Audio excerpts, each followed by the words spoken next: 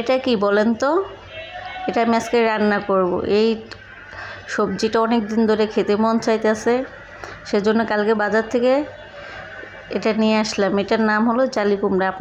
আমি বলে দিলাম আপনাদের প্রশ্নের উত্তরটা, যেহেতু আপনারা বলতে পারবেন সেজন্য আমি আগেই বলে দেবেন। এটা হলো জালি কুমড়া, কালকে বাজার থেকে নিয়েছি রান্না করার জন্য, সেজন্য আজকে রান্না করবো। কালকে রান্না করা হয় না, যেহেতু কালকে রান্না করা ছিল সেজন্য আজকে রান্না করতেছি।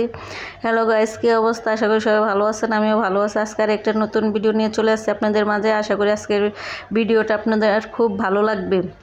তো দেখেন, আমি জালি কুমড়াটা কেটে নিতেছি। জালি কুমড়াটা যখন মাঝখানে ফেরে নিলাম তখন দেখি অনেক কচি জালি কুমড়াটা। ভাবছিলাম কীরকম না কীরকম হবে, দেখি না, কেটে দেখি অনেক কচি জালি কুমড়াটা। একটুকু বিচি হয় না, যে আমি যেহেতু কাটতেছি আপনারা বুঝতেই পারতেছেন। দেখেন, একটা বিচিও দেখা যাইতেছে না। যদি বিচি থাকতো অবশ্যই তো আমি বিচি ফালাইতাম, সেজন্য তাহলে আপনারা দেখতেন।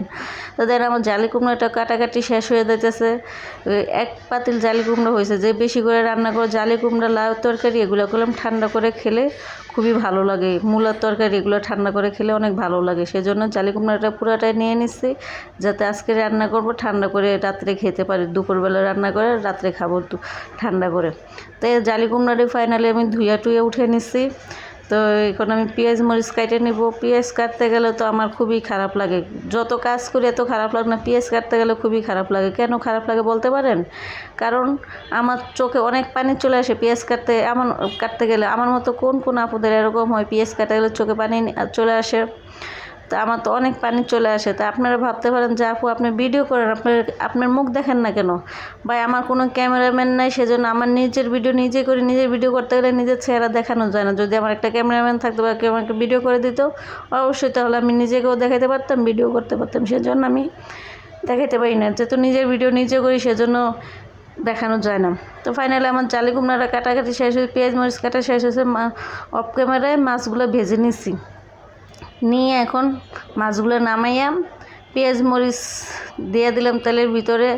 দিয়া একটা ভুল হয়ে গেছে, দেখেন আমার মানে জালি কুমড়াটা যে ভাপ দিয়ে নেব সেটার মনে নেই। সে আগে মাছটা নামে পেঁয়াজগুলো বসে দিয়েছি। তো এখন আবার মনে পড়ে গেলো যে জালি কুমড়া তো ভাপ দিই নাই। তো সেজন্য পেঁয়াজটা নামিয়ে জালি কুমড়াটা ভাপ দিয়া পেঁয়াজগুলো আবার ভালো করে কষিয়ে নিয়ে এই যে জালি কুমড়াটা দিয়ে দিছি, দিয়ে ভালো করে কষিয়ে নিছি।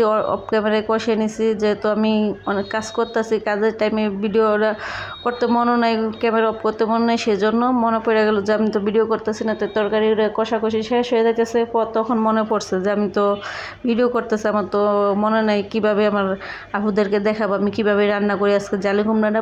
ফাইনালি পরে মনে পড়লো, সেজন্য তখন আর আপনাদেরকে পুরো ভিডিওটা দিতে পারিনি। যে এখন আমার তরকারি কষাকষি শেষ হওয়ার পরে আমি মাছগুলো দিয়েছি। এই মাছের নাম হলো কার্পু মাছ। কার্পু মাছের পেটের চাকা দিয়ে আজকে জালি কুমড়াটা রান্না করবো। যে তরকারিটা অনেক ভালো লাগছে, অনেক মজার হয়েছে তরকারিটা।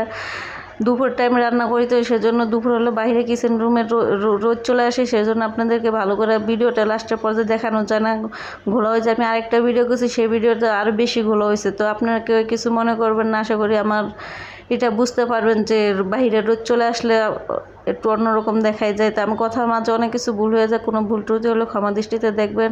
আজকে এই পর্যন্ত, আল্লাহ হাফেজ।